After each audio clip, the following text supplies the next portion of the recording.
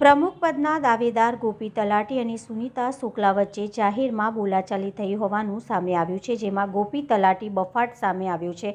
તેમના દ્વારા કહેવામાં આવ્યું કે કપડાં ઉતારીને દોડાવું। જવાબમાં સુનીતા શુક્લાએ પણ જાહેરમાં તતડાવ્યા। ભાજપને શિસ્તની વાતો વચ્ચે દાવેદારી નોંધણીના વચ્ચેના પ્રકારનું વર્તન વર્તમાન પ્રમુખ રિપીટ ન થાય તે માટે લોબિંગ કરાઈ રહી છે। આ તમામ લોબિંગ વચ્ચે બંને જૂથ આમને સામને આવી ગયા હતા અને બંને જૂથના સભ્ય વચ્ચે શાબ્દિક ટપોટપી થઈ હતી।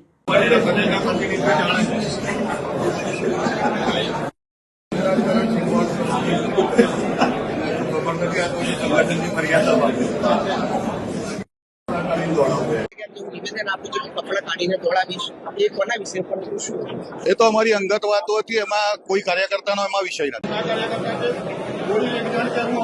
બિલકુલ ખોટી વાત છે, બિલકુલ ખોટો આક્ષેપ છે। અમે જે કાંઈ બોલ્યા છે મીડિયાના મિત્રો માટે મારી બાઇક છે, તમારા માધ્યમથી બોલ્યો છું મીડિયાના મિત્રો માટે બાઇક છે। હું મીડિયાના માધ્યમથી એક મહિલાની ગરિમા જળવાય આમાંના દરેક જણ પાસે આનું રેકોર્ડિંગ છે। કાલે જાહેરમાં મૂકો, કાલે જાહેરમાં મૂકો। મેં અત્યારે મારા કાલે સાંભળ્યું છે કે હું મહિલા કપડાં ઉતારીને દોડું।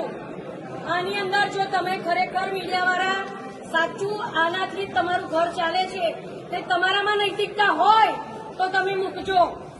મારામાં તો નૈતિકતા છે જ, મારામાં નૈતિકતા છે જ। ગોપી તલાટી પાર્ટીનો જૂનો કાર્યકર્તા છે, વચ્ચે પાર્ટી તરફથી સસ્પેન્ડ પણ કરવામાં આવેલા છે।